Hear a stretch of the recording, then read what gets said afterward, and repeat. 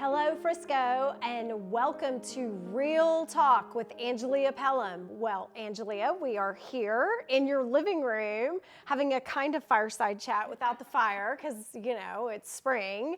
And before we start with questions, why don't we start a little bit with your background?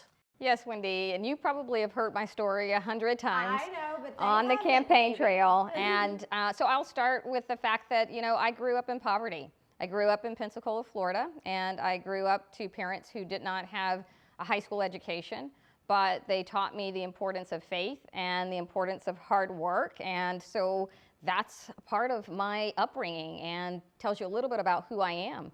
I was successful to go on to college through academic scholarships and through oration competitions, and got my degree and a husband at Florida State University, and I've had a 34-year career in the field of human resources. I've worked with some incredible brands, companies such as the Walt Disney World Company, PepsiCo, Cinemark, Dave & Buster's, and have held some pretty significant roles as Chief HR Officer and Executive Vice President at some of these companies. So I'm excited to be here and excited to be able to share some of my leadership journey with Frisco. Excellent. Well, now we're going to switch gears a little bit and we're going to talk public safety. So how have you supported public safety over the last 3 years as a councilwoman? Yeah, public safety, first of all, is absolutely important to a city. No one wants to live in a city that's not safe. Those are the table stakes of a quality city. So I have been very deliberate about my investments with our police and fire. Since I've been on council, I have approved 85 additional personnel. I have approved over $61 million in not only personnel, but facilities and equipment and technology. So I believe that in order for us to stay and remain the safest city in the country, we've got to have the right people, right technology, right equipment, right facilities. And I'm 100% supportive of all of that and have been since I've been on council. You know, there's a perception out there that Frisco's crime rates have gone up. Can you speak to that? Yeah, and I understand why people have that perception because we continue to grow. However, our crimes against people, according to our most latest uniform crime report, has shown that crimes against people continue to go down for the city of Frisco. Where we have seen crime stabilize and even increase has been in the area of crimes against property, and in particular, motor vehicle thefts. However, if you talk to our law enforcement officers, they will tell you that there are things that we can do as residents to ensure that our cars aren't stolen, such as locking your doors. I know people get very comfortable here in Frisco, but locking your doors, taking your valuables off of the front seat, and making sure that you park under lighted areas when you're in a public garage or facility. All of the things that I will tell you that I sometimes forget to do myself. But some of the things that residents can do to kind of help ensure that your vehicle isn't one of those that's selected to be stolen. So what is your position on this other item that's on the ballot, Proposition A and Proposition B?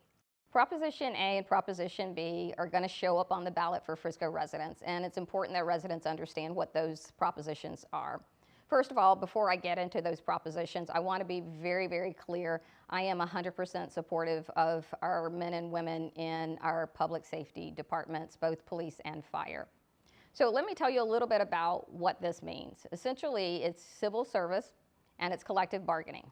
Proposition A and Proposition B, and it's essentially all about unions. It's all about third-party representation coming in and determining what's in the best interest of Frisco and what's in the best interest of those Frisco firefighters. We do not want a third party coming in and telling us how to operate our city. We are the safest city in the country. Our firefighters are just at the top of the list in terms of capability. We're ISO 1 rated. We have international accreditation. We were just chosen as one of 6 cities in the country to test an item that helps with emergency services information from Homeland Security. We're the top in our field. Our folks are paid at the top percentile of our compensation range, average $98,000 in terms of salary, 11-year average tenure with the city, and the lowest turnover in the city departments that's below 3%. So our folks are well paid. There's a quality environment here, and so we just don't feel that there is a need for a third party to come in and interject its motives and its agenda into how we operate our city. Let's talk about public safety endorsements. Some candidates receive endorsements from the Fire Association or the Police Association. First question, have you received endorsements? And if so, what does that really mean when these associations endorse candidates? So to answer your first question, Wendy, no, I have not received endorsements from our Fire Association nor from our Police Association. And I will tell you why. Because I have not applied for endorsements for either of them. There is a process that you typically go through. I know with the Fire Association, there's a questionnaire that you complete and sign. The Police Association, I believe there's an interview process.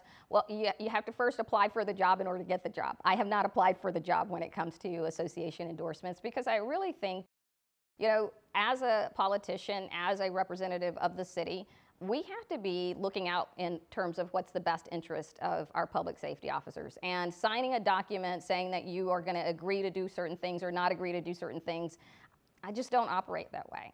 For me, it's about serving our public safety personnel without feeling like there's a quid pro quo involved. So I have not and will not ever ask for endorsements from our police and fire. However, I will continue to serve those men and women to the best of my ability. Well, thank you, Angelia, for this Real Talk session. And everyone in Frisco who can vote, please be on the lookout for our next video with another different conversation. Thank you, Wendy. I am so looking forward to continuing our conversation and letting the residents of Frisco know my heart on topics that matter to them.